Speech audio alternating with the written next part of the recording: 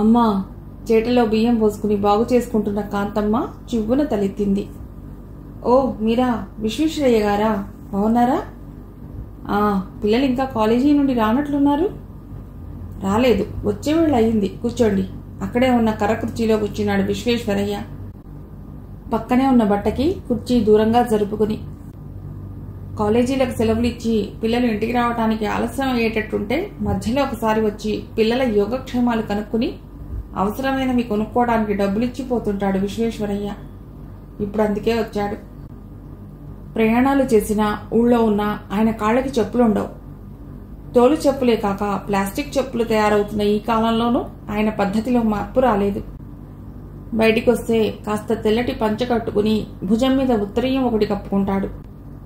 ఎక్కడికి వచ్చినా స్నానం చేస్తే తప్ప నోట్లో పచ్చి మంచినీళ్లు కూడా పోసుకోడు.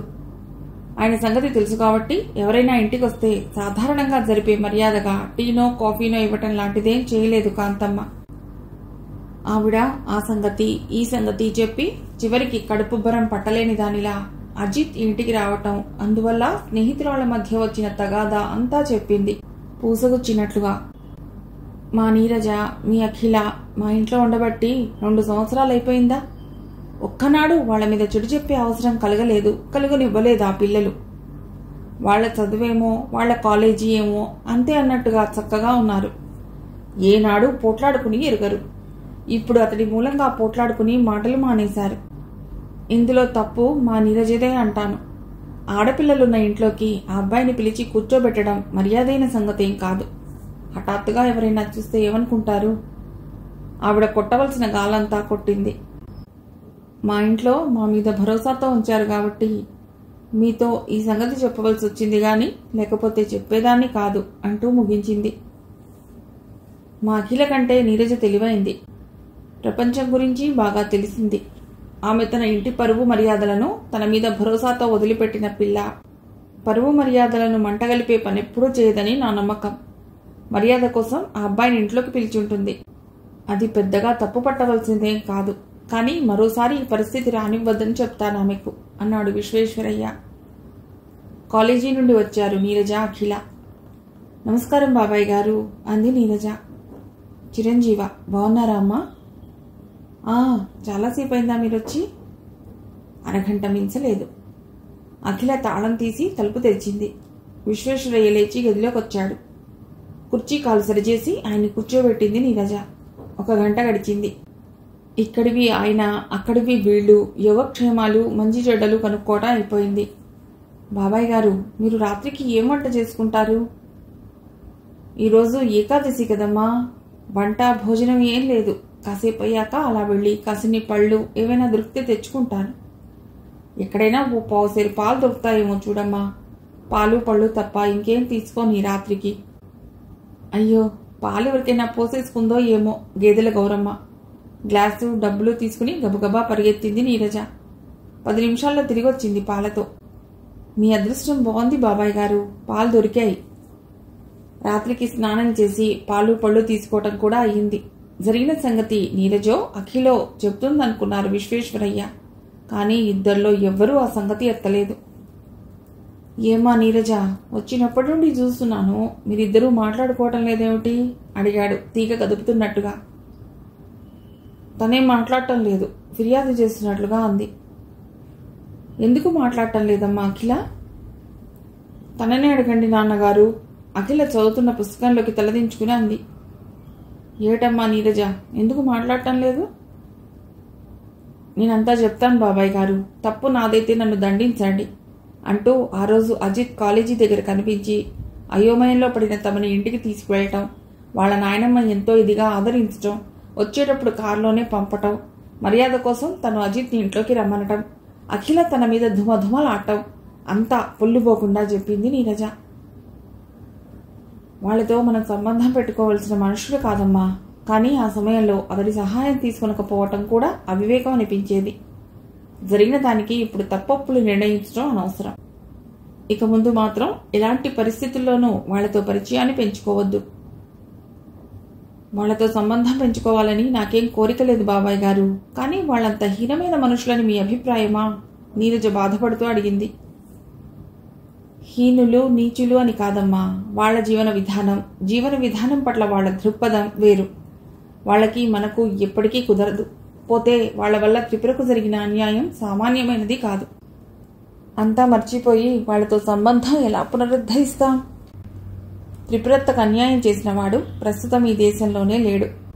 అతడొక్కడు చేసిన తప్పుకు, ఆ తప్పు చేసే నాటికి పుట్టని అతడి కొడుకు, ఆ తప్పుతో ఎలాంటి ప్రమేయం లేని అతడి తల్లి ఎలా దోషులవుతారు? కుటుంబంలోని ఒక వ్యక్తి చేసిన మంచిని అనుభవించినట్టే చెడును కూడా అనుభవించవలసిందేనమ్మా. ఒక్కడు చేసిన తప్పుకు కుటుంబంలోని అందరికీ శిక్ష విధించాలనటంలో నాకు న్యాయం కనిపించడం లేదండి. పాపం మీ మేనత్తగారు మిమ్మల్ని అందరినీ పేరు పేరున ఎలా అడిగిందో, ఎంత ఆపేక్షగా గతాన్ని నెమరువేసుకుందో. ఆవిడకి ఇంత వయసు వచ్చినా, ఇన్నేళ్ల ముఖచూపులు లేకపోయినా పుట్టింటి మీద మమకారం పోలేదు. ఆవిడ ఆవేదన చూస్తే నాకు చాలా బాధ అనిపించింది బాబాయ్ గారు. అలాంటి కొడుకుని కన్నందుకు ఆవిడకి ఆ శిక్ష తప్పదు. మరి పడగ శత్రువు పాముకు చుట్టం అవుతుందా? మీరు చాలా నిర్దయగా మాట్లాడుతున్నారు బాబాయ్ గారు. జీవితపు చివరి ఘట్టంలో ఉన్న ఆవిడ మీద ఇంత కాఠిన్యం తగదు. ఇప్పుడిప్పుడే మా త్రిపురకి జరిగిన అన్యాయాన్ని మర్చిపోగలుగుతున్నాం. ఈ సమయంలో ఆ అబ్బాయి మా ఊరికొచ్చి మమ్మల్ని కలవడమే బాగుండలేదు. ఎప్పుడో ఆ బంధుత్వం తెగిపోయింది. ఇప్పుడు ఎలాంటి పరిస్థితుల్లోనూ అతుకుపడదు. నీకు అఖిలకు నేను ఒక్కటే చెప్తున్నాను, ఈ 4 నెలలు మీ చదివేమో మీరు చదువుకుని ఊరికొచ్చేయండి. వాళ్ల ప్రసక్తి ఇక ఎప్పుడూ రాకూడదు. మాకు నచ్చని విషయం ఏం జరిగినా ఇక అఖిలను ఒక్క క్షణం ఇక్కడ ఉంచను. ఆయన చాలా ఖచ్చితంగా చెప్పాడు. నీరజ హతాసురాలైపోయింది. ఎంత ఇదిగా కరుడుగట్టుకుపోయిన మనుషులు వీరు. ఎలాంటి పరిస్థితుల్లోనూ రాజీ పడరు. పూర్వీకుల నుండి ఏం లభించిందో అదే స్వీకరించి దానికి అంకితమైన మనుష్యులు. ఎలాంటి పరిస్థితుల్లోనూ కొత్తదనాన్ని ఆహ్వానించరు. కొత్త దారిని అడుగుపెట్టిన వాళ్లను అంటరాని వాళ్లుగా ఎంచి వాళ్ల గాలి కూడా సోకనివ్వరు. ప్రపంచమంతా మారిపోయినా వీళ్లు మారకుండా ఉండి మారిన ప్రపంచానికి వీళ్ళొక ప్రశ్నార్థకంగా మిగిలిపోతారేమో. అఖిల మీద వీళ్ల ప్రభావం పూర్తిగా ఉంది. చదువుకున్న చదువు కేవలం నామకార్థం అయిపోయింది. శ్రీరంగపురంలో అజిత్ తీసిన ఆలయం ఫోటోలు స్టూడియో నుండి వచ్చాయి. కలర్లో ఫోటోలు చాలా బాగా వచ్చాయి. దేవాలయం మీద ఆర్టికల్ ఒకటి తయారు చేసి ఏదైనా ఇంగ్లీష్ పత్రికకు పంపుదామన్న సంకల్పం ఓ 4 రోజులకి కానీ నెరవేరలేదు అజిత్కు. ఎప్పటికప్పుడు ఏవో పనులు. అజిత్ ఇప్పుడు పూర్తిగా బిజీ అయిపోయాడు. తండ్రికి నర్సింగ్ హోం కట్టివ్వటంలోనూ, నగరంలో తన కాంట్రాక్ట్ తీసుకున్న 2 బిల్డింగ్ల కట్టడం పనిలోనూ క్షణం తీరిక లేకుండా అయిపోయింది అతడికి. చివరికో రోజు తీరిక చేసుకుని ఆర్టికల్ రాయడానికి కూర్చున్నాడు. డైరీలో రాసుకున్న పాయింట్స్ ఆధారంగా ఆర్టికల్ తయారు చేస్తుంటే కొన్ని సందేహాలు తలెత్తాయి. మళ్లీ ఒకసారి దేవాలయాన్ని దర్శించి మరికొన్ని వివరాలు సేకరిస్తే తప్ప ఆర్టికల్కి మంచి రూపం రాదనిపించింది. ఒకరోజు బయలుదేరాడు కారులో. నీరజ అన్నగారు ప్రభాకర్ రావు ఇంటి దగ్గరే ఉన్నాడు. అజిత్ని సాదరంగా ఆహ్వానించి, కారు కొత్తది కొన్నట్టున్నారే అని అడిగాడు. నాన్నగారు నా కోసం కొని పంపించారు. మీ నాయనమ్మ బాగుందా? బాగుంది. క్రితంసారి వచ్చినప్పుడు దేవాలయం ఫోటోలు తీశాను కదా, చాలా బాగా వచ్చాయి. ఈ దేవాలయం మీద ఆర్టికల్ ఒకటి రాస్తున్నాను. మరికొన్ని వివరాలు కావాలి నాకు, అందుకే వచ్చాను. ఫోటోలు తెచ్చారా? నేను చూస్తాను. తెచ్చాను. అజిత్ చిన్న లెదర్ కేసు నుండి ఫోటోలున్న కవర్ తీశాడు. కలర్లో ఫోటోలు చాలా బాగా వచ్చాయి. గాలిగోపురం ఫోటోలు తీసినప్పుడు ప్రభాకరం కూడా అందులో పడ్డాడు. కానీ అతడి మొహం అంత స్పష్టంగా రాలేదు. మీకేం కావాలో అడగండి, నాకు తెలిసినంత వరకు చెప్తాను. అయితే మీ ఆర్టికల్ ఏ మ్యాగజీనో నాకు పంపించాలి. ఒకసారి మనం దేవాలయం దగ్గరికి వెళదామా? కాస్త టీ గట్రా తీసుకుని బయలుదేరదాం. టీ కాఫీ వదిలేశాను. ఈ మధ్య యోగా పాఠాలకు అటెండ్ అవుతున్నాను. మీకు అన్నింట్లోనూ ఆసక్తి ఉన్నదన్నమాట. అయితే పాలు తీసుకుందరు. అజిత్ పాలు తీసుకున్న తర్వాత బయలుదేరి ఆలయాన్ని మరోమారు దర్శించడం, కావలసిన వివరాలు డైరీలో నోటు చేసుకోవటం అయిపోయింది. ఆలయం పైకప్పు మీద కూర్చుని పేలు చూసుకుంటున్న ఒక కోతుల జంటని ఫోటో తీశాడు అజిత్. వీడ్కోలు తీసుకునే ముందు ప్రభాకర్ రావు అన్నాడు, చైత్ర పున్నమికి రథం లాగుతారు. 15 రోజులు తిరునాళ్ళ జరుగుతుంది. చూడటానికి చాలా బాగుంటుంది. అప్పుడు రండి. తిరునాళ్ళంటే తెలీదా? నిజం, నేను ఎప్పుడు చూడలేదండి. అవును కదూ, మొన్నటిదాకా అమెరికాలో ఉండొచ్చారు. అందుకే రండప్పుడు. నేను లెటర్ రాస్తాను మీకు. తప్పకుండా వస్తాను. మిమ్మల్ని ఇంటి దగ్గర దించిపోతాను. కారెక్కండి. వద్దులేండి, నేను ఇటు నుండి పొలాల వైపు వెళతాను, మీరు వెళ్ళండి. ఆయనతో వీడ్కోలు తీసుకుని కొంచెం దూరం వచ్చాడో లేదో అజిత్ మనస్సు మారిపోయింది.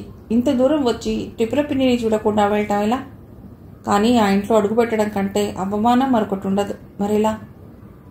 సాయంత్రం దాకా ఉంటే తాతగారి ఆశ్రమం దగ్గర కలుసుకోవచ్చామెను. అజిత్ కార్ని ఆశ్రమం వైపు పోనిచ్చి అక్కడ చేలు అడ్డు రావటంతో కారు ఆపేసి కాలినడకన బయలుదేరి ఆశ్రమం చేరుకున్నాడు. అప్పటికి మధ్యాహ్నం 3 గంటలవుతోంది.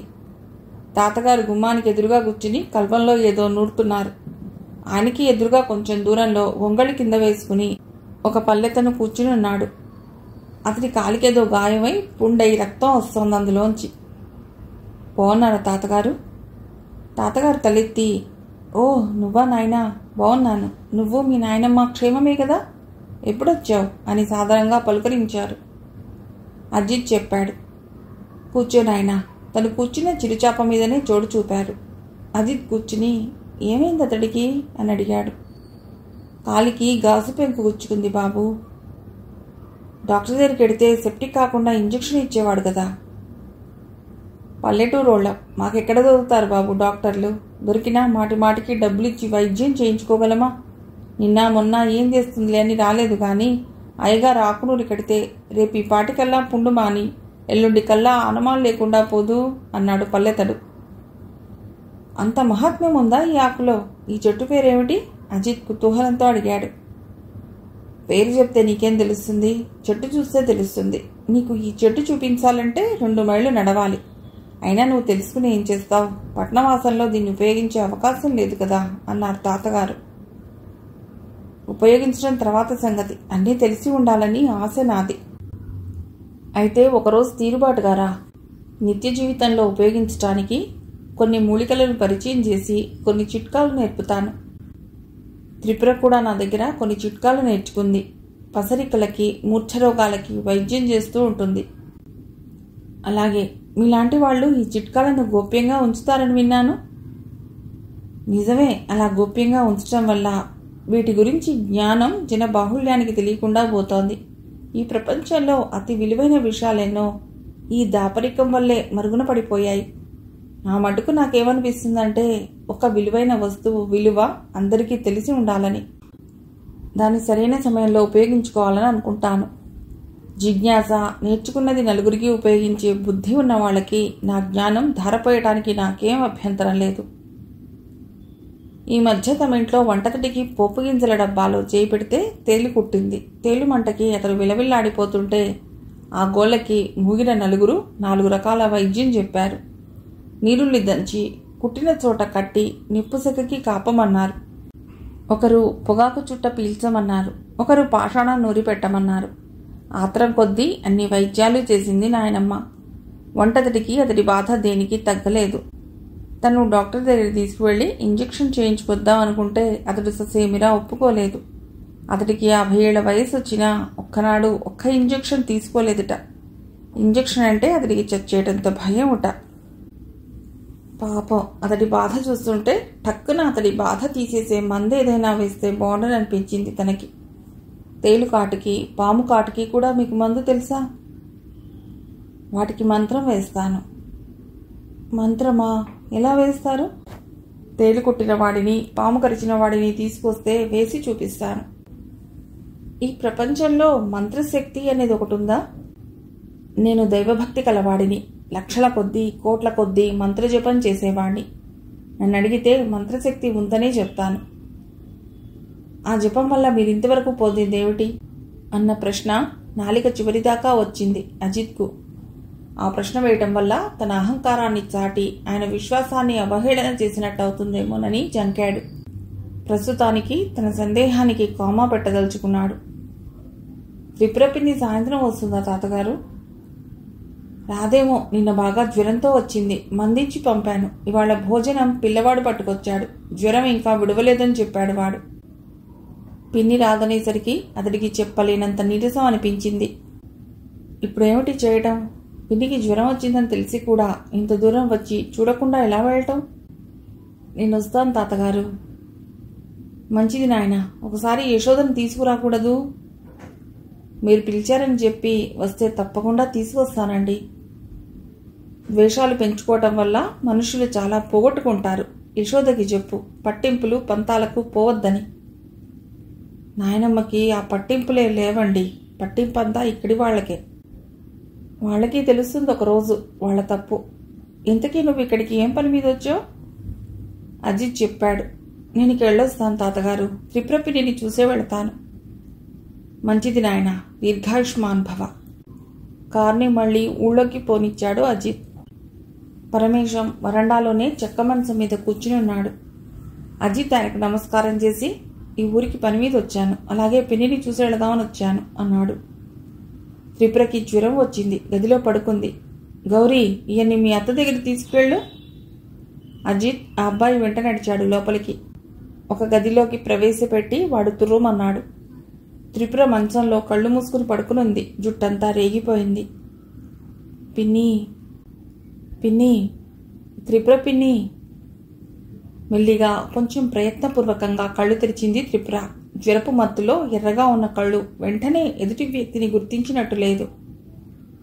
నేను పిన్ని, అజిత్ని. నువ్వా? బావున్నావా? ఎప్పుడొచ్చావు? నూతుల్లోంచి వచ్చినట్టుగా వచ్చాయి మాటలు. అజిత్ చెప్పాడు ఈ ఊరు వచ్చిన విషయం. నీకు జ్వరం వచ్చిన సంగతి నారాయణ తాతగారు చెప్పారు. 2 రోజుల జ్వరానికి ఇలా అయిపోయావేమిటి పిన్ని? పట్టపీలికలా కనిపిస్తున్నావు పక్క మీద అని అడిగాడు ఆర్తిగా. గొంతెడ్డికి పోయింది. అవతల వదిలి ఉందేమో, ఇలా పిలుస్తావా? అజిత్ గది బయటకు వెళ్ళి అటు ఇటు చూశాడు. ఆవిడెక్కడా కనిపించలేదు. చిన్న పాప తొట్టెలో నిద్రపోతోంది.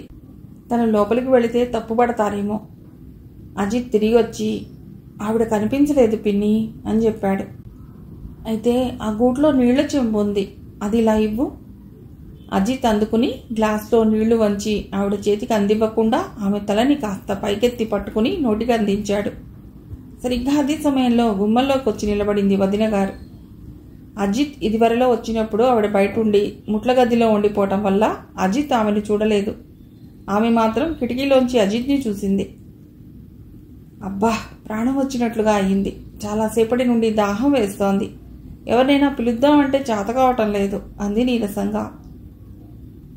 ఇందాక వచ్చినప్పుడు నువ్వు కళ్ళు మూసుకుని ఉన్నావు. నిద్రపోతున్నావేమో, లేపడం ఎందుకని చప్పుడు చేయకుండా వెళ్ళిపోయాను. ఆవిడ మొహం అంతా ఎలాగో చేసుకుని వచ్చింది దగ్గరికి. ఇప్పుడు నిన్నేమన్నాను దినా? ఆ అబ్బాయి చేతినీళ్లు తాగావని కాదు నా బాధ. జ్వరం వచ్చి పడితే నోట్లో నీళ్లు పోసేందుకు ఎవ్వరూ దిక్కులేరా అని ఆ అబ్బాయి అనుకుంటాడని నా బాధ. దాహానికి ఆగలేకపోయాను దినా. కోరంతలు కొండంతలు చేయకు. త్రిపుర సంజాషి ఇచ్చుకుంటున్నట్టుగా అంది. ఈ జ్వరం నుండి బయటపడగానే ప్రాయశ్చిత్తం చేసుకుంటాలే వదినా. ఇప్పుడు రభస చేయకు. ప్రాయశ్చిత్తం మాట ఇప్పుడెందుకు? ఆవిడ మొహం చిట్లించుకుని అంది. ఆ అబ్బాయి పరాయివాడా ఏం నీకు? కాస్తలో తప్పింది కానీ నీ కడుపున పుట్టవలసిన వాడు. ఆవిడ ఎత్తిపొడుపుగా అంటుందో నిజంగా అంటుందో తెలియలేదు అజిత్కు. పిన్నికి మంచుళ్ళు తాగించటం ఇలా చర్చకు కారణమవుతుందనుకోలేదు. ఆవిడ అఖిల తల్లని గ్రహించాడు. అయితే ఆవిడ అఖిల తల్లంటే నమ్మటానికి వీల్లేకుండా ఉంది. చప్పిదవడలు, బక్కచిక్కిన శరీరం, ఒంటి రంగు మాత్రం తెలుపు. అయితే ఆవిడ కాన్పుల వల్ల అలా కళాకాంతులు లేకుండా అయిపోయిందేమో. అఖిలకి మేనత్త పోలికలు, తండ్రి పోలికలు వచ్చినట్లున్నాయి. కాస్త పాలేమైనా తీసుకుంటావా? ఆవిడ త్రిపురని అడిగింది. ఇప్పుడేం వద్దదినా, ఇతడి సంగతి చూడు. నాకు ఆ మాత్రం మర్యాద తెలీదా ఏమిటి? కాఫీ పెట్టి తెద్దామని అనుకుంటున్నాను. ఇప్పుడు నాకేం వద్దండి, మీరేం శ్రమపడద్దు అజిత్ అభ్యంతరం తెలిపాడు. శ్రమేముంది? ఆవిడ వెళ్ళబోయింది. నేను కాఫీ టీ మానేశానండి. అయితే పాలు తీసుకో అని ఆవిడ వెళ్ళిపోయింది. జ్వరం బాగా ఉంది. మందులేం వాడుతున్నావు పిన్ని? తాతయ్య ఏమో మాత్రలు కట్టించాడు, అవే వాడుతున్నాను. ఇంజెక్షన్ తీసుకుంటే జ్వరం త్వరగా కంట్రోల్ అయ్యేది. ఈ ఊళ్ళో డాక్టర్ లేడా? ఆర్ఎంపీ డాక్టర్ ఉన్నాడు, కానీ ఎప్పుడూ వెళ్ళలేదు ఆయన దగ్గరికి. ఎప్పుడైనా జ్వరం గిరం వస్తే తాతయ్య మందే వాడతాను. ఆయుర్వేదం త్వరగా పనిచేయదనుకుంటాను.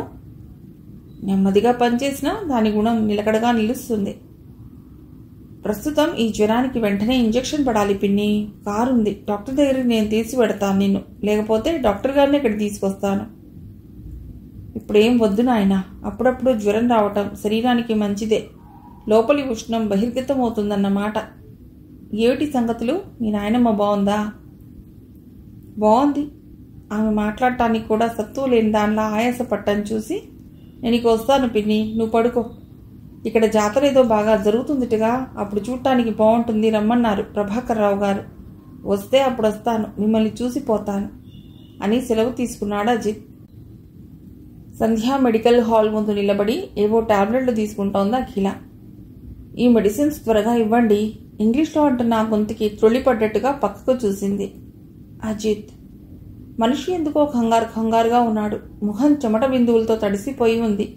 అతడు అఖిలను చూసి మొహం తిప్పుకుని మెడిసిన్స్ కొనటంలో నిమగ్నమయ్యాడు. తీసుకున్నావా టాబ్లెట్స్ అంటూ పక్క షాప్లో ఏవో కొనటానికి వెళ్లిన నీరజ వచ్చి అడిగింది. తీసుకున్నాను. అరే అజిత్ బాబు, ఎవరికి అన్ని మందులు కొంటున్నారు? నీరజ అడిగింది విస్మయంగా. నాయనమ్మకి పక్షవాతం వచ్చింది.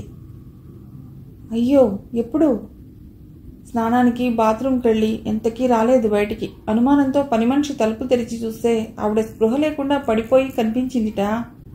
పని మనిషి చీర చుట్టబెట్టి నన్ను పిలిచింది. ఆమెను హాస్పిటల్లో అడ్మిట్ చేసి వస్తున్నాను. డాక్టర్ వెంటనే ఈ మందులు తీసుకురమ్మన్నాడు అని చెప్తూనే కారు వైపు అడుగులు వేశాడు. అజిత్ బాబు, నేను వస్తాను హాస్పిటల్కి, తీసుకువెళ్లరు? నీరజ అతనిని అనుసరిస్తూ అడిగింది. మీరొస్తారా? అజిత్ నమ్మకం లేనట్లుగా అడిగాడు. మీ నాయనమ్మ ఆ రోజు మమ్మల్ని ఎంత మర్యాద చేసింది, ఎంత అపేక్షగా చూసింది. అలాంటి ఆవిడ ఇవాళ పక్షవాతం వచ్చి పడిపోయిందంటే రాకుండా ఎలా ఉండను? నీరజకి కళ్ళల్లో నీళ్లు తిరిగాయి. అయితే రండి. అజిత్ స్వరంలో సంతోషం వ్యక్తమైంది. నువ్వు రావేమో, ఇంటికి వెళ్ళిపోతావా? నీరజ అఖిలను అడిగింది. అవతల మనిషి పట్ల విశ్వాసం ప్రకటించడం నీకే చేతనవుతుందనుకున్నావా? ఆ రోజు నేను ప్రత్యేకంగా ఏం మర్యాద చేయలేదు. ఇద్దరికి కలిపే చేసింది, చూసింది. అఖిల నుండి ఎవరూ ఊహించని జవాబు వచ్చింది. ప్రతిదానికి పోట్లాటేనా? రాదలుచుకుంటే రా, నీరజ విసుగ్గా పిలిచింది. ఆయన కారులో రాణిస్తాడో లేదో, ముందు అడుగు. అజిత్ విస్తుపోయాడు. అదేమిటి, నా కారులో ఎందుకు రానివ్వను? అభ్యంతరం నా కారు ఎక్కడానికి మీకే ఉండాలి. కులహీనుడి కారు, పైగా ఒక మగవాడి కారు. అతడు సీరియస్గానే అన్నాడు. యుద్ధానికి ఇదా సమయం? అవతల మనిషి చావు బతుకు మీద పెట్టుకుని అజిత్ బాబు, మీరు కూడా ఏం తక్కువ లేరు. యుద్ధానికి మరోసారి ముహూర్తం పెట్టుకుందరు గాని ఇది సమయం కాదు. పదండి త్వరగా. బెడ్ మీద ఏమాత్రం స్పృహ లేకుండా పడి ఉంది యశోదమ్మ. మూతి ఓ పక్కకు ఈడ్చుకుపోయింది. పొట్ట పైకి కిందికి ఆడటం వల్ల తెలుస్తోంది ఆవిడ ప్రాణంతో ఉందని. బామ్మగారు, బామ్మగారు అంటూ నీరజ ఎంత పిలిచినా ఆవిడ పలకలేదు. ఆవిడ స్పృహలో లేదమ్మా, నువ్వెంత పిలిచినా ఆవిడ పలకదు, డాక్టర్ అన్నాడు సిరంజిలోకి మందు తీసుకుంటూ. నీరజ కళ్ళల్లో నీళ్లు తిరిగాయి. ఎంతలో ఎంత ఆపద ముంచుకొచ్చింది. నిన్న తిరిగిన మనిషి ఈరోజు తిరుగుతాడని గ్యారంటీ లేదు. ఈ రోజునున్న మనిషి రేపు ఉంటాడని గ్యారంటీ లేదు. జీవితం క్షణభంగురం అంటే అదేనేమో. ఆమె ఆ స్థితి నుండి బయటపడటానికి కనీసం ఓ రోజైనా గడవాలని డాక్టర్ చెప్పాడు. అరగంట సేపు ఆవిడ బెడ్ పక్కన గడిపి ఇహ చేసేదేం కనిపించక, మేమిక పెడతాం, వీలైతే రేపు కాలేజీ వదిలేక వచ్చి చూస్తాం అని కదిలింది నీరజ అఖిలతో. కారులో దిగబెడతాను అన్నాడు అజిత్. వద్దొద్దు, మేం బస్సులో వెళ్ళిపోగలం, మీరు ఆవిడ దగ్గర ఉండండి అని సెలవు తీసుకుంది నీరజ. అనుసరించింది అఖిల. జాతరకి ఓ వారం రోజుల ముందుగానే ప్రభాకర్ రావు నుండి ఆహ్వానం వచ్చింది అజిత్కి. అజిత్ వెళ్ళాడు. 3 గంటలకి బండలాగు పందెం ప్రారంభమవుతుంది అని అందర్నీ బయలుదేరదీశాడు ప్రభాకర్ రావు. నీరజ కూడా వచ్చింది అఖిలను తీసుకుని. తెల్లగా ఎల్లవేళలా శివుడి ముందు సేవకుడిలా ఉండే నందీశ్వరుడిలా నిండుగా బలిసి హుందగా ఉన్నాయి కాడికి కట్టిన 2 ఎద్దులు. కాడి ఒక పెద్ద బండకి కట్టబడి ఉంది. ఆ 2 ఎద్దులు ఆ బండిని లాగుతున్నాయి. ఏ జాతరలో అయినా సాధారణంగా ఎడ్ల పందాలు జరుగుతాయి. బండలాగు పందెంలో గెలిచిన ఎద్దులకి బంగారం బహుమతిగా ఇవ్వబడుతుంది. ఎద్దులు ముందుకు కదలలేకపోయినప్పుడల్లా పక్కన ఉండి వాటిని నడుపుతున్న వాళ్ళు వాటి వీపుల మీద విమానం మూతలా అందరూ కలిసి ఒకేసారి మోగిస్తున్నారు ముళ్ళు కర్రలు. బండను లాగటంలో అంత భారీ ఎద్దులు మెలికలు తిరిగిపోతున్నాయి. నాలికలు వెలుపలికి వెళ్ళుకొచ్చి నురగలు కక్కుతున్నాయి. 5-6 నిమిషాలకోసారి వాటి నోట్లో కల్లో ఏదో తెల్లటి ద్రవం సీసాలతో పోస్తున్నారు. ఒక్కొక్క అంగుళం ముందుకు వేయటానికి అవి పడుతున్న అవస్థ నరకం వర్ణాతీతంగా ఉంది. బండ కాస్త ముందుకు జరుగుతున్నప్పుడల్లా జనంలోంచి ఉత్సాహపూరితమైన కేకలు వెలువడుతున్నాయి. క్రితంసారి ఈ ఎద్దులే బహుమతి గెలుచుకున్నాయి, ఈసారి వాటికే దక్కేట్టుంది అన్నాడు ప్రభాకర్రావు. జాతరలలో ఈ బండలాగుడు పందాలు ఎవరిని ప్రోత్సాహపరచడానికి ఏర్పాటయ్యాయో గాని నాకు మాత్రం చాలా అమానుషంగా కనిపిస్తోంది రావు గారు. ఈ జనంలో మన గాంధీ గారే ఉంటే ఏం చేసేవారో తెలుసా? ఈ ఆచారం మార్చడానికి ఆ ఎద్దుల కాళ్ళ కింద పట్టడానికి సిద్ధపడేవారు. అయితే మీకు నచ్చలేదా? నచ్చటమా? మనస్సంతా వికలమైపోతోంది ఆ ఎద్దులను హింస పెట్టడం చూస్తుంటే. పందాలంటే హింస తప్పదు మరి.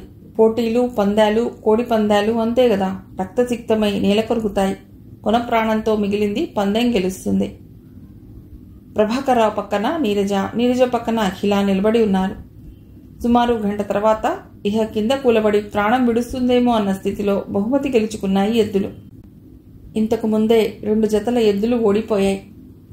బండలాగుడు పందెం ముగిసింది. తర్వాత అందరూ కలిసి జాతరలోకి బయలుదేరారు. అన్నీ గుడారాలు, మిఠాయి, స్టీల్, ఇత్తడి, బట్టల దుకాణాలు, మట్టి బొమ్మలు, పిల్లలకి చిత్ర విచిత్రమైన ఆట వస్తువులంటూ లేకుండా దుకాణాలు వెలిశాయి. ఓవైపు పుచ్చకాయలు, కర్బూజా పళ్ళు గుట్టలుగా పోసి ఉన్నాయి. వచ్చిన వారికి వినోదం ఇవ్వటానికి తడికలతో ఓ సినిమా టాకీస్ కూడా వెలిసింది. అక్కడక్కడ లాటరీలు కూడా నిర్వహింపబడుతున్నాయి. చూడటానికి వచ్చిన జనంతో జాతరంతా మహాసందడిగా కోలాహలంగా ఉంది. జాతర టైం అయిపోగానే గుడారాలన్నీ లేచిపోతాయి. ఇప్పుడున్న జనంలో అప్పుడు ఒక్కరు కూడా ఉండరు. గుడారాల వాళ్ళతో విన పొయ్యిలు, కాస్త చెత్త చెదారం తప్ప ఇంకేమీ గుర్తులుండవక్కడ. అంతా నిర్మానుషంగా ఉంటుంది, గుబులు పుట్టించేట్టుగా ఉంటుంది. నాకైతే మన జీవితాలు ఈ జాతర లాంటివి అనిపిస్తాయి. గూడారాలు ఉన్నంతసేపు ఈ కోలాహలం, ఈ సందడి, ఈ వినోదం, ఈ వికాసం. గూడారాలు లేచిపోయాక ఇహ ఏమీ ఉండదు అన్నాడు ప్రభాకర్రావు చేతులు వెనక్కి కట్టుకుని నడుస్తూ. అజిత్ ఏదో మాట్లాడబోయేంతలో ఏదో దృశ్యం కంటపడింది. ఒక ఆడమనిషిని మొగుడు కాబోలు బాగా తన్నేస్తున్నాడు చేతులతో, కాళ్లతో. అది దెబ్బలు తింటూనే నానా బూతులు తిట్టేస్తోంది. వాడికి కోపం నషాళానికి అంటినట్టుగా, తమ తగువుకి చివరి పరిష్కారం అన్నట్టుగా బొడ్డులోంచి కత్తి తీశాడు. బాబోయ్, నన్ను చంపుతాడు అంటూ అది పరుగు పుచ్చుకుంది. అది ముందు, వాడు వెనుక. అందరూ చోద్యం చూస్తున్నారే తప్ప ఎవ్వరూ కల్పించుకునే ప్రయత్నం చేయటం లేదు. అరేరే, వాడామెను చంపేసేటట్లున్నాడు అంటూ అజిత్ గాబరాగా 2 అడుగులు వేసేసరికి ప్రభాకర్రావు పట్టుకున్నాడు. వాడు ఫుల్గా తాగాడు. ఈ సమయంలో ఎవరు ముందుకెళ్ళినా ఆ కత్తిపోట్లు వాళ్ళకి తప్పవు. అదేటండి, మన కళ్ళ ముందే వాడు ఖూనీ చేస్తుంటే చూస్తూ ఊరుకోవలసిందేనా? అజిత్ నివ్వెరపాటుతో అడిగాడు. ముందు మన ప్రాణం పదిలపరుచుకుంటే అవతల ప్రాణం గురించి ఆలోచించగలుగుతా. అజిత్ని అతడి మాటలు ఆపలేకపోయాయి. ప్రభాకర్రావు చేతిలో ఉన్న తన చేతిని విడిపించుకుని పరిగెత్తాడు. ముందు కాస్త నెమ్మదిగా, తర్వాత బాణం దూసుకుపోయినట్టుగా. అయ్యో, జాతర చూద్దురు రమ్మని పిలిచి కత్తిపోట్లకు బలి చేసేటట్టయిందే అంటూ ప్రభాకర్రావు కూడా పరుగు తీశాడు. అతడిని అనుసరించారు నీరజ, అఖిల. వాళ్ళంతా చేరుకునేసరికి అజిత్ ఆ తాగుబోతుని వెనక నుండి పట్టేశాడు. ఎడం చేత్తో చుట్టేసి కుడి చేత్తో కత్తిని లాగేసే ప్రయత్నంలో ఉన్నాడు. సన్నగా చుబ్బలా ఉన్న అతడి చేతుల్లో కాయకష్టంతో బాగా కండలు తిరిగి పర్వతంలా ఉన్నవాడు సింహం చేతిలో లేడిపిల్లలా గింజుకుంటున్నాడు. అంత సన్నటి చేతుల్లో ఎంత బలముంటే పర్వతంలా ఉన్నవాడిని ఒడిసిపట్టేయగలడు? అఖిల, నీరజ విభ్రాంతిగా చూస్తున్నారు. చివరికి వాడి చేతిలో కత్తిని లాగేయగలిగాడు అజిత్. కానీ అప్పటికే అతడి చెయ్యి రక్తసిక్తమైపోయింది. ప్రభాకర్రావు చప్పున తన జేబులోంచి కర్చీఫ్ తీసి చుట్టాడు. కత్తి కింద పడ్డాక జనానికి భయం తీరింది. వాణ్ణి పట్టండిరా, తన్నండిరా అని కొందరు ముందుకొచ్చారు. వాణ్ణి కొట్టొద్దు, పట్టుకెళ్ళి పోలీసులకు అప్పగించండి, వాళ్లే చూసుకుంటారు అన్నాడు అజిత్. అజిత్ పుణ్యమాని బతికి బయటపడ్డ ఆడది కాళ్ల మీద పడింది. వాణ్ణి పోలీసుల దగ్గరికి తీసుకువెళ్ళొద్దంది. దురా, కష్టం చేసుకు బతికేవాడు పోలీసుల చేతుల్లో పడితే కష్టం చేసుకోవటానికి చేతకాకుండా కాళ్ల మీద కొడతారు. వాళ్ళంతా ఎందుకు పనికిరాకుండా నుగ్గు చేసేస్తారు. అజిత్కి కలిగిన ఆశ్చర్యం అంతా ఇంత కాదు. నేను రాకపోతే వాడిని నుఖూనీ చేసేవాడు. ఇప్పుడు వాడిని దండించకుండా వదిలితే రేపు మళ్ళీ నిన్ను చంపడానికి తయారవుతాడు. ఆడి చేతుల్లో నా సావు రాసి పెట్టుంటే అలాగే అవుతుంది దొరా. కానీ వాణ్ణి మాత్రం పోలీసులకి పట్టివ్వద్దు. ఏం మనిషి, చిచ్చి. అజిత్ విరక్తితో కదిలాడు. ఈ దేశంలో సగటు ఆడవాళ్ళకి ఇది ప్రతినిధి అన్నాడు ప్రభాకర్ రావు. మేము మా ఆడవాళ్ళకి సర్వ స్వతంత్రాలు ఇస్తాము. ఎంతవరకు ఆ స్వతంత్రం అంటే మా ఇష్టాన్ని, మా ఆలోచనల్ని గౌరవించి వాటికి అనుగుణంగా నడుచుకున్నంత వరకు అంటూ పెద్ద జోక్ వేసినట్టుగా నవ్వాడు. మీ పెద్దమ్మ త్రిపురసుందరి ఒక విప్లవమూర్తి నా దృష్టిలో. భర్త ఎలాంటి వాడైనా అతడినే దైవంగా పూజించే మనుషుల మధ్య పుట్టి పెరిగి సాంప్రదాయానికి విరుద్ధంగా అతడిని తిరస్కరించి తన వ్యక్తిత్వం నిలుపుకుంది. వ్యక్తిత్వం నిలుపుకున్న మాట నిజమే, కానీ తను పోగొట్టుకున్నది ఎంత అంటుంటుంది మా నాయనమ్మ. ఇప్పుడు సరిగ్గా ఈ ఆడది చేసింది అదే. ఆడది మగవాడి తప్పులకు దండన విధించడానికి పూనుకుంటే తను నష్టపోయేదే ఎక్కువ అవుతుంది. అందుకే ఈ దేశంలో సగటు ఆడది భర్తకు అణిగిమణిగి పడి ఉంటుంది. అందుకు ఇక్కడి సాంఘికాచారాలు, సాంఘిక పరిస్థితులు మగవాణ్ణి సమర్థించేవిగా ఉండటమే కారణం. ఏ సాంఘిక వ్యవస్థ అయినా మనిషి నిర్మించుకున్నదే కదా. తాను నిర్మించుకున్నది తనను బాధ పెట్టేదైతే తను మార్చుకోవడానికేం? అది ఒక మనిషి చేయవలసిన పని కాదు. జనమంతా ఒక్కసారిగా తిరుగుబడ్డట్టుగా ఈ మార్పు కోసం ప్రయత్నించాలి. కానీ మనుషుల్లో ఆ సమైక్యత అసంభవం. ఎవరి సమస్యల్లో వాళ్ళు మునిగి తేలుతూ, ఎవరి బాధలు వాళ్ళు పడుతూ అందరి గురించి ఎవరు ఆలోచిస్తారు? నా చిన్ని పొట్టకు శ్రీరామ రక్ష అని అనుకునేవాళ్లమే గాని. నీరజ, మీరేమిటంటారు? ఆడది మగవాడి చేతిలో మైనపు ముద్దగా మారటాన్ని సమర్థిస్తారా? అజిత్ ప్రశ్నకు నీరజ నవ్వింది. పెళ్ళై సంసారానుభవం అయితే తప్ప మీ ప్రశ్నకు సరైన సమాధానం చెప్పలేనేమో. అనుభవం లేకపోయినా మీ దృక్పథాన్ని బట్టి, అవసరాన్ని బట్టి కొంచెం కొంచెం నా స్వేచ్ఛని వదులుకోవటానికి సిద్ధపడతానేమో. కానీ పూర్తిగా దాసోహం అనే స్థితిని మాత్రం నేను వ్యతిరేకిస్తాను. అఖిలాండేశ్వరి, నిత్య కళ్యాణి, నీ సంగతి చెప్పమ్మా, చిరునవ్వు నవ్వుతూ అడిగాడు ప్రభాకర్ రావు. ప్రత్యేకంగా వీటి గురించి ఆలోచించి నా బుర్ర పాడు చేసుకోనండి. అది మంచి పని. ఎలాంటి మొగుడొచ్చినా సుఖపడిపోతావు. పెళ్లికి ముందే ఆ వచ్చే మగడి గురించి కొన్ని అభిప్రాయాలు ఏర్పరచుకుని తీరా పెళ్ళయ్యాక వాడు తన ఊహలకు సరిపోక ఆశాభంగం చెంది ఘర్షణ పడే కంటే ఇలా ఏ అభిప్రాయం లేకుండా ఉండటమే బుద్ధిమంతురాలైన అమ్మాయి లక్షణం. బుద్ధిమంతురాలైన అమ్మాయి లక్షణం కాదది, గొర్రె లక్షణం. నీరజ కసిగా అంది. గొర్రె లక్షణమో ఏ లక్షణమో. మా ఇంట్లో ఏ ఆడపిల్ల పెళ్లి వాళ్ళ ఇష్టాయిష్టాలతో జరగలేదు. నా పెళ్లి అందుకు భిన్నంగా జరగదు. అలాంటప్పుడు నా కాబోయే మగడి మీద కొన్ని అభిప్రాయాలు ఏర్పరచుకుని ఉండటం మంచిదంటారా అన్నగారు? నిజమేనమ్మా, పెళ్లి విషయంలో నీకేమీ స్వతంత్రం లేనప్పుడు నువ్వు అభిప్రాయాలు కలిగి ఉండటం అనవసరమే, ప్రభాకర్ రావు సమర్థించాడు. 20 సంవత్సరాల వయసు వచ్చి BA ఫైనల్ చదువుతున్న యువతికి తన జీవిత భాగస్వామి గురించి కనీసం అవుట్లైన్ అయినా లేదంటే ఎవరు నమ్ముతారు అఖిల? అంది నీరజ. నువ్వు నమ్ము నమ్మకపో, నేను ఏ అవుట్లైను గీసుకోలేదు. సరే, మీ నాన్న పిలకబసవయ్యను వరుడిగా తెస్తాడు, చేసుకుంటావా? నీరజ కవ్వింపుగా అడిగింది. ఇంతసేపు అఖిల సంగతేమీ తనకు పట్టనట్టుగా ఉన్న అజిత్ ఈసారి కుతూహలంతో అఖిల మొహంలోకి చూడసాగాడు. మా నాన్నకి పిలకుంది, మా తాతకి పిలకుంది, మా మేనమామ బాబాయిలకు పిలకుంది. నన్ను చేసుకునేవాడికి పిలక ఉంటే ఆక్షేపణేముంది? పిలకుంటే చేసుకొనంటానికి నాకేం కొమ్ములు మొలవలేదు. మీ అమ్మ BA చదవలేదు, మీ నాయనమ్మ BA చదవలేదు.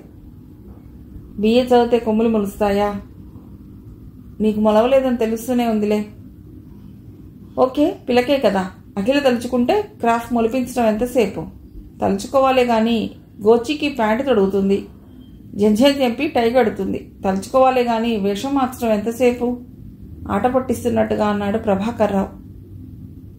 నేను బ్రాహ్మణ పిల్లను. బ్రాహ్మణత్వం అంటే నాకింకా వెగట ఏర్పడలేదు. బ్రాహ్మణుడికి కాదు, ఫస్ట్ ర్యాంక్ రావాలని చదువుతాను. డిగ్రీ చదువులు కులమతాల్ని, ఆచార సాంప్రదాయాల్ని విసర్జించాలని చెప్పవు. కరెక్ట్గా చెప్పావమ్మా. తన స్థానంలో తనుండి పెంచుకున్నదే నిజమైన విజ్ఞానం. తన జాతిని, తన మతాన్ని, తన సాంప్రదాయాన్ని విస్మరింపనీయనిదే నిజమైన విజ్ఞానం.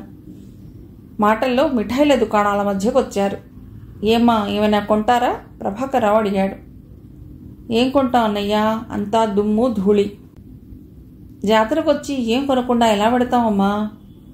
మట్టి బొమ్మలుంటే రాధాకృష్ణుల బొమ్మ ఒకటి కొనుక్కుంటాను. అయితే ఇంకాస్త ముందుకు నడవండి, బొమ్మలు అక్కడున్నాయి. అంతలో గౌరీ పరిగెత్తుకొచ్చాడు. అక్క, నిన్ను త్వరగా తీసుకురమ్మన్నారు ఇంట్లో. ఎందుకురా? నాన్నగారికి నిన్నటిలాగే గుండెలో నొప్పొచ్చింది. అమ్మ, అత్త అందరూ ఏడుస్తున్నారు ఇంట్లో. అఖిల మొహమంతా ఎలాగో అయింది. నేను వస్తాను నీరజ, వస్తానన్నగారు. మేము వస్తాం పదమ్మా. అజిత్ కూడా మౌనంగా వాళ్ళని అనుసరించాడు. విశ్వేశ్వరయ్య మంచం మీద బోర్లా పడుకుని ఉన్నాడు. ఉండి ఉండి బాధ భరించలేకపోతున్నట్లుగా పెద్దగా మూలుగుతున్నాడు. మంచం చుట్టూ ఇంట్లో ఉన్న పెద్దలు పిల్లలు గుమిగూడారు. పక్కన ఆయన భార్య కూర్చుని, ఏమండి, నన్ను పిల్లల్ని ఏం చేసిపోదాం అనుకున్నారు అని నోటికి చెంగుంచుకుని ఏడుస్తోంది. ప్రభాకర్రావు దగ్గరికి రాగానే వాళ్ళు కొంచెం పక్కకు తప్పుకున్నారు. శాస్త్రి గారు, ఏమిటి బాధ అని అడిగాడు వీపు మీద తట్టి. గుణపాలతో పెగిలించి వేస్తున్నట్టుగా గుండెల్లో నొప్పి. డాక్టర్ని పిలవలేదా? ఆయన నిన్నటి నుండి ఊళ్ళో లేరట. జవాబు పరమేశ్వర శాస్త్రి నుండి వచ్చింది. 5 నిమిషాల పాటు మౌనంగా ఆయన పరిస్థితిని గమనించిన అజిత్, ఆయనకి తక్షణం వైద్య సహాయం అందాలి. మీకేమీ అభ్యంతరం లేకపోతే నా కారులో సిటీకి తీసుకెడతాను అన్నాడు. అంతకంటే నా బాబు, ఆయనకి కొడుకు చావు బతుకుల మధ్య ఉండగా పంతాలు పట్టింపులు జ్ఞాపకం రాలేదు. ఏమండి, ఆ అబ్బాయి సమయానికి దేవుళ్లా వచ్చాడు. కారులో పట్నం తీసుకెడతానంటున్నాడు. వెళదామా? దుఃఖంతో పుడుకుపోయిన స్వరంతో అడిగింది మహాలక్ష్మి, ఆయన భార్య. వద్దు, ఇప్పుడు ఎక్కడికి వద్దు. ఎక్కడికి వెళ్ళటానికి నా కోపిక లేదు, ఆయన నీరసంగా అన్నాడు. కారులోనే కదండి. ఆహా, వద్దు. శాస్త్రి గారు, ఈ సమయంలోనా మీరు మంకుపట్టు పట్టడం? ప్రభాకర్రావు మందలింపుగా అన్నాడు. ఆయువు సరిగ్గా ఉంటే వెళ్ళకపోయినా బతుకుతాను. అది లేకపోతే సాక్షాత్తు ఆ ధన్వంతరి దగ్గరికి వెళ్ళినా బతకను. మానవ ప్రయత్నం తర్వాతే దైవానుకూలత. భార్యాబిడ్డల్ని అన్యాయం చేసిపోవాలని మీకంత కోరికగా ఉంటే అలాగే భీష్మించు కూర్చోండి. భీష్మించుకోవడం కాదు రావు గారు, ఆ ఆసుపత్రి వాతావరణం నాకు పడదు. ఆ మైళ్ళ పక్క మీద నేను పడుకోలేను. అసలు ఆ మందుల వాసన భరించలేను. ఇక్కడుంటే పోని ప్రాణం అక్కడి వాతావరణానికి తట్టుకోలేక చెప్పకుండా పారిపోతుంది. ఇంత కంగారు అనవసరంగా పడుతున్నారు. నాకేం కాలేదని చెప్పటానికే. మొన్న కూడా ఇలాగే వచ్చింది నొప్పి, అదే తగ్గిపోయింది. ఏ నొప్పైనా పర్వాలేదు, గుండెలో నొప్పి నమ్మకూడదు శాస్త్రి గారు. అబ్బా! విశ్వేశ్వరయ్య బాధతో గుండెల మీద నొక్కుకున్నాడు. ఆయనది హార్ట్అటాక్లా ఉంది. ఆయన్ని బలవంతంగా ఆయన సిటీ తీసుకెళ్లాలి. ఆయన ఇక్కడి నుండి కదలనటం ఆత్మహత్యా సదృశ్యం అన్నాడు అజిత్. విచార వదనంతో ఆయన తల దగ్గర కూర్చుని ఉన్న త్రిపుర, అన్నయ్య, నీ ప్రాణం నీ ఒక్కడిది అనుకుంటున్నావేమో, అది మా అందరిది. దాని అవసరం మా అందరికీ ఉంది. డాక్టర్ లేక మందులు లేక నిన్ను పోనివ్వం. నిన్ను బలవంతంగానైనా తీసుకెడతాం. అజిత్, ఇహ చూస్తూ ఊరుకుంటే లాభం లేదు నాయన. నువ్వు ఆ పక్క పట్టు, నేను ఈ పక్క పడతాను అంది అన్నగారి రెక్కపుచ్చుకు లేపుతూ. ఈ ప్రాణం మీద హక్కు మీ అందరిది అన్నప్పుడే ఇహ నేనేం చేస్తాను? కానీ అక్కడ నేను ఆహారం తీసుకోకపోతే మాత్రం నన్ను బలవంతం పెట్టద్దు. ముందు నిన్ను డాక్టర్ చేతికి అప్పగించాలి. ఆ తర్వాత కదా తిండి గురించిన ఆలోచన. ఆయన వెంట మహాలక్ష్మి బయలుదేరుతూ, నువ్వు రావమ్మా త్రిపుర, నాకు ఒక్కదానికి కాళ్ళు చేతులు ఆడనట్టుగా ఉంది. ధైర్యం వస్తువులు చాలటం లేదు అంది. అజిత్ ఉంటే అందరి పెట్టు వదినా, నువ్వేం దిగులు పెట్టుకోకు. నేను కూడా వస్తే ఇక్కడ పిల్లలు మరీ బెంగటిల్లిపోగలరు. నాన్నగారు మడికొట్టుకుని వంట చేసుకోలేరు అంది త్రిపుర. విశ్వేశ్వరయ్యకు ఏమాత్రం శ్రమ కలగకుండా తీసుకువచ్చి మంచి నర్సింగ్ హోంలో చేర్చి వెంటనే చక్కటి వైద్యం అందేలా ఏర్పాటు చేశాడు. ఆయన బాధ 2-3 గంటల్లో తగ్గిపోయి ఆ రాత్రి చక్కగా నిద్రపోయాడు. కానీ ఉదయం మేల్కొని ఇక్కడున్నంత వరకు తానేం తీసుకోనని భీష్మించుకోవడంతో చిక్కు వచ్చి పడింది. డాక్టర్ ఏమో ఆయన ఎక్కడికి కదిలించడానికి వీల్లేదంటారు. మహాలక్ష్మి కూడా నిన్నటి నుండి ఏం తీసుకోలేదు. తమ ఇంటికి వచ్చి స్నాన భోజనాలు పూర్తి చేసుకోవచ్చునని చెప్పాడు అజిత్. ఆయన ఏమంటారో, ఆయన లేచాక అడిగి వెళ్ళమంటే వస్తాను నాయనా అంది మహాలక్ష్మి. నువ్వు వెళ్ళాలనుకుంటే వెళ్ళు గాని నేను మాత్రం ఇక్కడ ఏమి తీసుకోను అంది మహాలక్ష్మి. పళ్ళు పాలు తీసుకోవడానికి ఏమిటి తప్పండి? స్నానం సంధ్యావందనం లేకుండా నేను మాత్రం ఇక్కడ ఏమి తీసుకోను అన్నాడు విశ్వేశ్వరయ్య. ఆరోగ్యం సరిగ్గా లేనప్పుడు అవి కొంచెం సడలించుకుంటే ఏం? మరీ ఇంత చాదస్తానికి పోతే ఎలా? ప్రాణం కంటే ఎక్కువ ఆచారాలు. కాళ్ళు చేతులు స్వాధీనం తప్పి అపస్మారకంలో ఏం పడలేదు కదా. ఇప్పుడు మీరు స్నానం చేయాలంటే ఎలా కుదురుతుంది? మీ మొండితనం కాకపోతే. ఇప్పుడు స్నానం చేస్తానని అన్నానా చెప్పు? ఇంకేమిటి మీరనేది? స్నానం చేయండి పూజ కాదు, పూజ కానిది గంగ ముట్టరు. ఆ సంగతి నేను ఊరి దగ్గరే చెప్పాను. అయ్యో రామా! మహాలక్ష్మి నెత్తి చేతులతో పట్టుకుంది. బాబూ, నీకు చేతులు జోడిస్తాను, ఏమనుకోకు. మళ్ళీ మమ్మల్ని తీసుకెళ్ళి మా ఊళ్ళో పడే. నా అదృష్టం ఎలా ఉంటే అలా అవుతుంది. ఊరికి వెళ్ళాలంటే మరీ ఎక్కువ శ్రమ కాగలదు. నేను డాక్టర్ని అడిగి పర్మిషన్ తీసుకుంటాను. మా ఇంటికి వచ్చేటైతే అక్కడ మీకు ఏ శ్రమ లేకుండా అన్ని ఏర్పాట్లు చేస్తాను. పూర్తి ఆరోగ్యం చిక్కాకే మీరు ఇక్కడి నుంచి వెళ్ళవచ్చు అన్నాడు అజిత్. నీ మంచి మనస్సుకు నా కృతజ్ఞతలు. వెడితే మా ఇంటికి వెళ్ళాలి, లేదా ఇక్కడే ఉంటాను అన్నాడు విశ్వేశ్వరయ్య. మీ చెల్లెలి జీవితం నాశనం కావటానికి కారణమైన వాడి కొడుకునని ఎట్టి పరిస్థితుల్లోనూ మీరు మర్చిపోలేరు కదా. చిచి, అలా అనుకుంటే ఇంతవరకు నీ సాయం ఎందుకు తీసుకుంటాం? అయితే మా ఇంటికి రావటానికి ఏమిటి అభ్యంతరం? ఎందుకో ఒకసారి త్యజించిన వస్తువును, త్యజించిన మనిషిని మళ్ళీ మావి అనుకోవటం నా మనసుకు సరిపడని సంగతి. ఆ విషయమే ఇప్పుడు తర్కం అనవసరం. నేను ఇక్కడ ఆహారం పుచ్చుకోకపోవటం వల్ల నిన్ను, నా భార్యను బాధ పెట్టిన వాడిని అవుతాను. కాబట్టి నన్ను మా ఊరికి తిరిగి తీసుకెళ్ళు. నీ దేవల్ల ఇప్పుడు నాకు చాలా కులాసాగా అనిపిస్తోంది కూడా. డాక్టర్ గారిని ఏమైనా మందులు రాసివ్వమను. ఇంజెక్షన్స్ రాస్తే మా ఊళ్ళో ఆర్ఎంపీ డాక్టర్ ఇస్తాడు, తీసుకుంటాను. ఎలా తీసుకొచ్చాడో అలా తీసుకువెళ్ళడం ఉత్తమం అనిపించింది అజిత్కు. ఇలాంటి మంకుపట్టు మనుషులు ఎదుటి వాళ్లను బాధ పెట్టడం తప్పితే అర్థం చేసుకోవటానికి ఎంత మాత్రం ప్రయత్నించరు. ఊరికి వెళితే తప్ప ఆయన ఆహారం ముట్టుకోనన్నాడని తెలిసి డాక్టర్ గారు విస్మయం చెందారు, చిరాకు పడ్డారు కూడా. ఈ కాలంలో కూడా ఇంత ఛాదస్తం వాళ్ళున్నారా? ప్రాణం కంటే ఆచారమే ముఖ్యమనుకునేవాళ్లు. వట్టి ఛాందసుడిలా ఉన్నట్టున్నాడు. వెళ్ళిపోతానంటే వెళ్ళిపోనివ్వండి, ఇంకేం చేస్తాం, ఆయనే అనుభవిస్తాడు మరి. కోపంతో దండకం చదువుతూనే ప్రిస్క్రిప్షన్ రాశాడు. కారు హ్యాబిట్స్లో ఆపి అజిత్ మందులు ఖరీదు చేయడం చూసి మహాలక్ష్మి డబ్బులు తీసిచ్చింది. 2 గంటల తర్వాత ఊళ్ళో ప్రవేశించింది కారు. విశ్వేశ్వరయ్య భార్య చేతి ఆసరాతో దిగి ఇంట్లోకి వెళుతూ, ఇంట్లోకి రా అజిత్ అన్నాడు. పనుంది, నేను త్వరగా వెళ్ళిపోవాలి, మరోసారి వస్తాను. మరో మాటకు అవకాశం ఇవ్వకుండా కారు స్టార్ట్ చేశాడు అజిత్. ఆ అబ్బాయికి బాగా కోపం వచ్చినట్టుంది. ఏం చేయను, మొదటి నుండి వచ్చిన ఆచారాలను మార్చుకోలేను అని ఆయన అనటం వినిపించింది వస్తుంటే. వారం రోజులు గడిచిపోయాయి. ఓ రోజు పని మీద హిమాయత్ నగర్ వెళ్లి వస్తున్న అజిత్కు నీరజ కనిపించింది బస్ స్టాప్లో నిలబడి. బాగున్నారా? మీ స్నేహితురాలేది? వాళ్ళ నాన్నగారు పోయారు, తెలీదా? అరే, ఎప్పుడు? మీరు వదిలిపెట్టి వెళ్ళిన మర్రోజే. మళ్ళీ గుండెలో నొప్పొచ్చింది, పోయారు. డాక్టర్ అందుకనే చెప్పారు. ఆయన ఎక్కడికి కదపడానికి వీల్లేదని మొండిగా పట్టుబట్టి వెళ్ళాడు. మీకు ఎవరూ జాబు రాయలేదన్నమాట. ఎవరు రాస్తారు? రాసేంత సన్నిహితుడినా?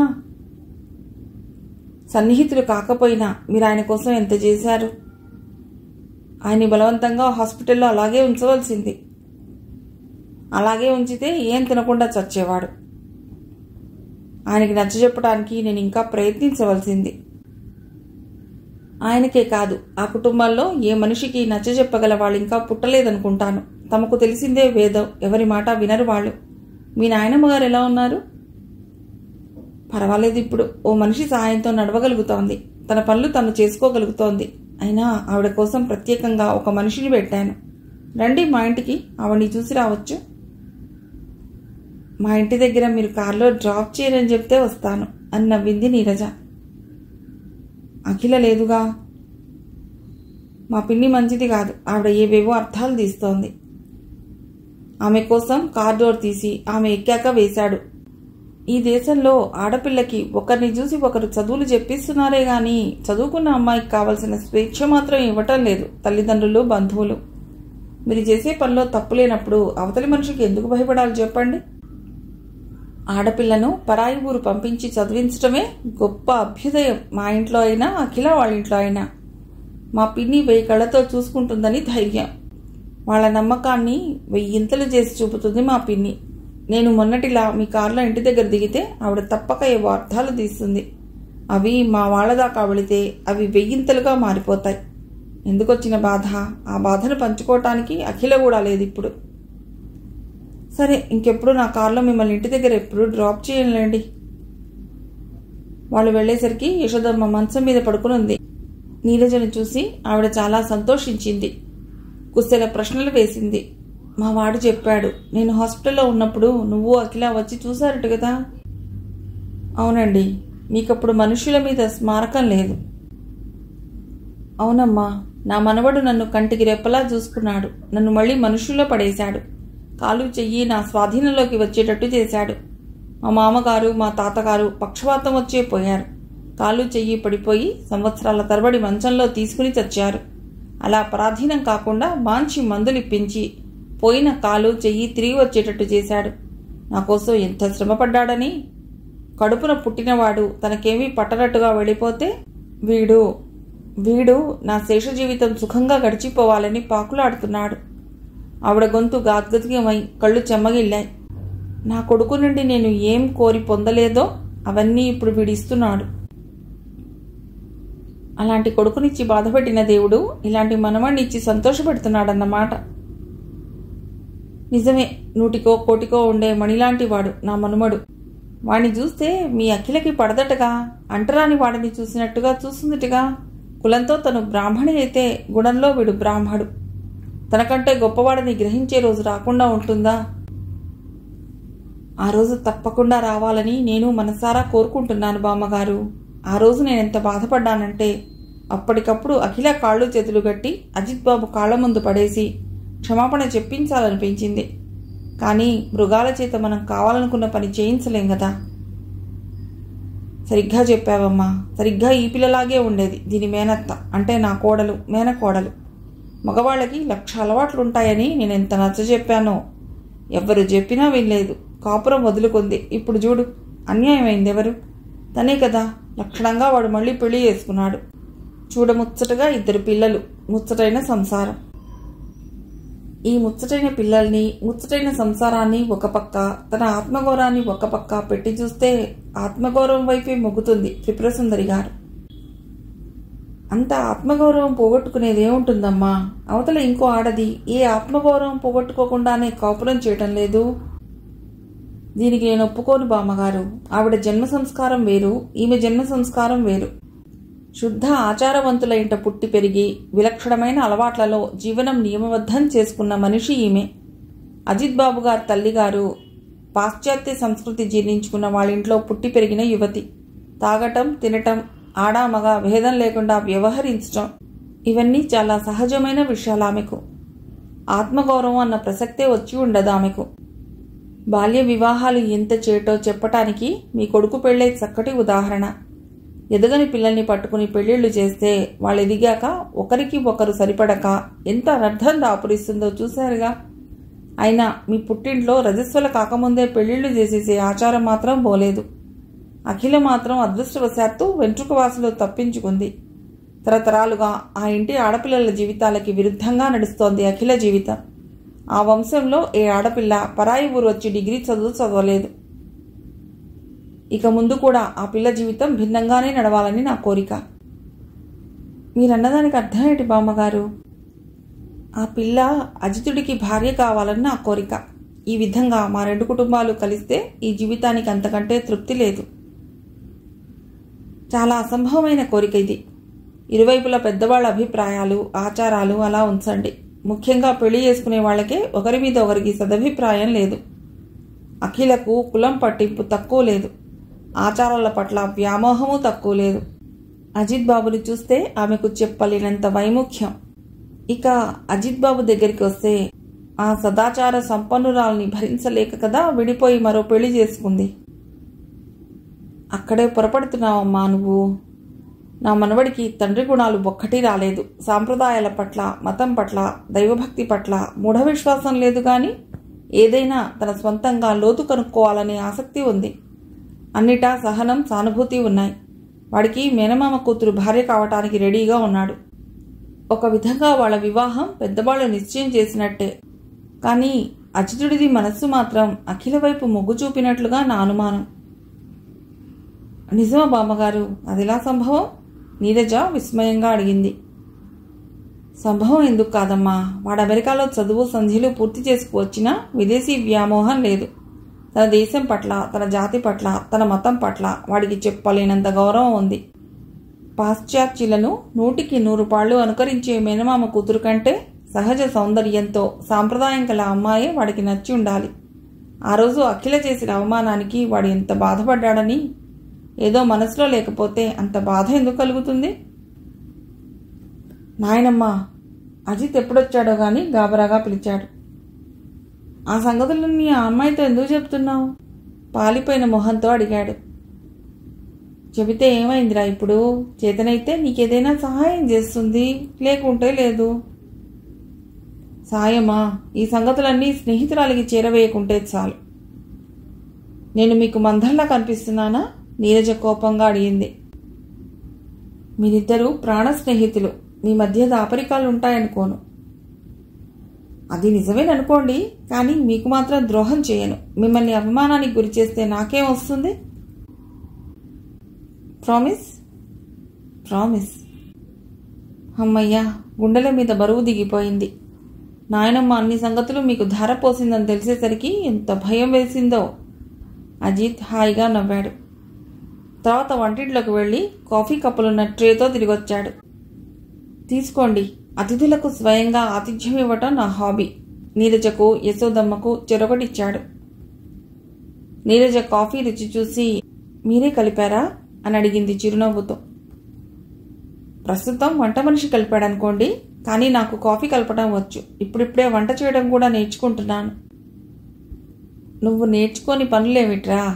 ఈ ప్రపంచంలో ఉన్నవన్నీ నేర్చుకోవాలనే ఆశ. నువ్వు ఇక్కడికి వచ్చినప్పుడు నీ తెలుగు భాషని చూసి నవ్వని వాళ్ళు లేరు. ఇప్పుడు మాకంటే స్వచ్ఛంగా మాట్లాడటం నేర్చుకున్నావు.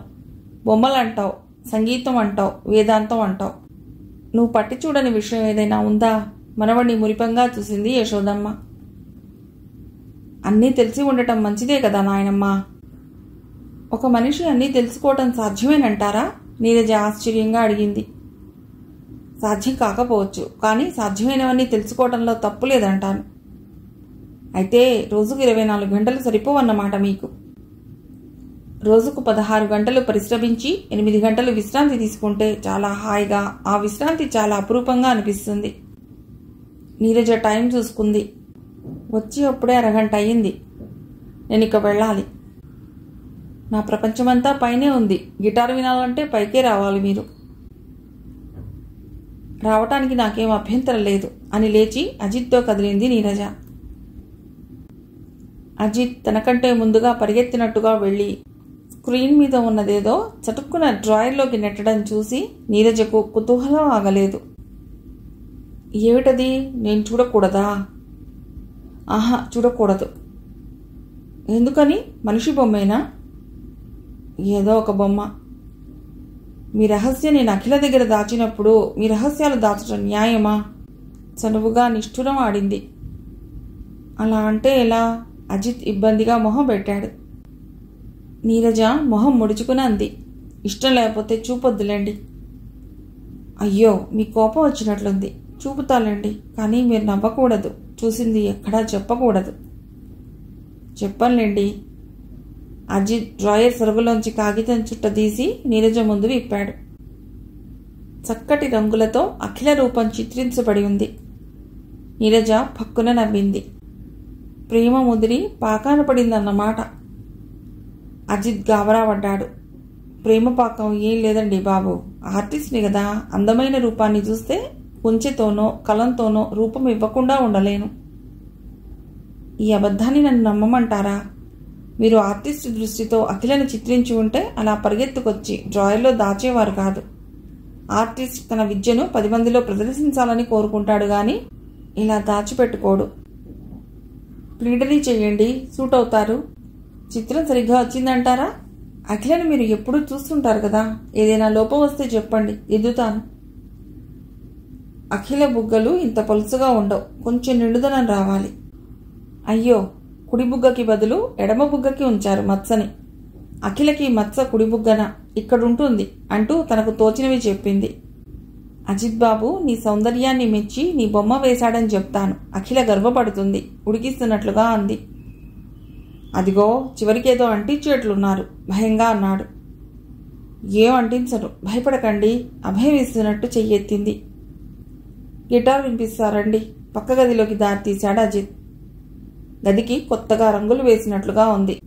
గోడలు చక్కని చిత్రపటాలతో అలంకరించబడి ఉన్నాయి. గది నిండుగా మెత్తటి తివాసీ పరిచి ఉంది. గదిలో అడుగు పెడుతూనే ఎదురుగా టేబుల్ మీద సరస్వతీదేవి విగ్రహం కనబడేటట్టుగా ఉంచబడింది. పక్కన మరో బల్ల మీద పాలిథిన్ కవర్ల కింద వీణా వాయిద్యం, గిటార్ ఉన్నాయి. వీణ కూడా వచ్చా? నేర్చుకుంటున్నాను. త్రిపుర పిన్ని వీణ మీటుతుంటే చాలా అద్భుతంగా అనిపించింది. వీణ అంటే అభిమానం ఏర్పడింది. ఇంకెవరైనా భరతనాట్యం గొప్పగా చేస్తుంటే భరతనాట్యం మీద అభిమానం ఏర్పడుతుంది. ఇంకెవరైనా కథകളి అద్భుతంగా చేస్తుంటే కథകളి నేర్చుకుంటారు. అవునా? అవునేమో. చిరునవ్వుతో గిటార్ మీటసాగాడు. 10 నిమిషాల సేపు శ్రోతను ఒక ఊపు ఊపినట్టుగా సాగింది గిటార్ వాదనం. ఏదో రసజగత్తు నుండి బయటపడ్డట్టుగా అఖిల కులం సంగతి మర్చిపోయి ఒకసారి మీకేసి చూస్తే ఎంత బాగుండును అంది నీరజ. అఖిల ఒక్కతే మర్చిపోతే సరిపోతుందా? వాళ్ళ అమ్మ, తాతగారు, మేనత్త, తదితర బంధుబలగం వాళ్ళంతా మర్చిపోవద్దా? అజిత్ పేలవంగా నవ్వాడు. అఖిల ఒక్కతే మనదైతే మిగిలిన వాళ్ళ సంగతి మనకక్కర్లేదు. కొన్ని జన్మలు తపస్సు చేయాలేమో అందుకు. ఈ జన్మకే సాధ్యం చేసుకోవాలని ఎందుకు అనుకోరు? ఎలా? నేను చొరవ చూపితే అఖిల అసహించుకుంటుందేమోనని భయం. మగవాడు చొరవ చూపకుండానే ఆడది ఆకర్షితురాలవుతుందా? బాబోయ్, ఆవిని చూస్తే భయం వేస్తుంది. మహంకాళ? అలాగే అనిపిస్తుంది. మీ మేనమామ కూతురు మీకు భార్యగా రావటానికి రెడీగా ఉందని మీ నాయనమ్మ చెప్పారు ఇందాక. పెద్దల నిర్ణయం అలాగే ఉంది. మరి మీ నిర్ణయం? అఖిల ప్రవేశించకపోతే వేరే అభ్యంతరాలు ఉండేవి కాదు. అఖిల అందనప్పుడు నేను ఎవరో ఒక అమ్మాయిని చేసుకోవాల్సిందే కదా. మ్లానంగా మారిన అతడి మొహం చూస్తుంటే నీరజకి మనస్సంతా ఎలాగో అయిపోయింది. మీ మరదలి ఫోటో ఉందా? ఎలా ఉంటుందో చూడాలని కుతూహలంగా ఉంది. ఉంది. మేం పబ్లిక్ గార్డెన్ వెళ్ళినప్పుడు తీశాను ఆమెను. అజిత్ లేచి ఆల్బమ్ తెచ్చి చూపాడు. ఇదిగో ఈమె. కొబ్బరి చెట్టు దగ్గర కొబ్బరాకు మీద చేయి వేసి నిలబడి ఉందో అమ్మాయి. అందంగా ఉంది. మ్యాక్సీ, ఎత్తుమడవల చెప్పులు, బాబ్డ్ హెయిర్, పూర్తిగా నవ్వనాగరికురాలైన అమ్మాయి. ఈ అమ్మాయికి పూర్తిగా భిన్నంగా ఉంటుంది మా అఖిల. మన పద్ధతిలో, మన కట్టుబొట్టులో ఉండే అమ్మాయిలంటేనే నాకు ఇష్టం. పెళ్ళయ్యాక ఇవిడికి జుట్టు పెంచిస్తారన్నమాట. నాకు ఇష్టమైనట్టుగా ఒక అమ్మాయిని మలుచుకోవడం కంటే నాకు ఇష్టమైనట్టుగా ఉండే అమ్మాయినే చేసుకుంటే సమస్య ఉండేది కాదు. కానీ నాకు అదృష్టం లేదు. పోతే నా వివాహాన్ని ఒక సంఘర్షణగా మార్చుకోవడం కూడా మాకు ఇష్టం లేదు. సాధ్యమైనంత వరకు నాకు దొరికిన దాంతో అడ్జస్ట్ అయిపోవటానికి ప్రయత్నిస్తాను. సాధు హృదయం ఇది అంది ప్రశంసగా. నేను ఇక వస్తాను అని లేచింది. మిగిలిన కథ తర్వాతి భాగంలో.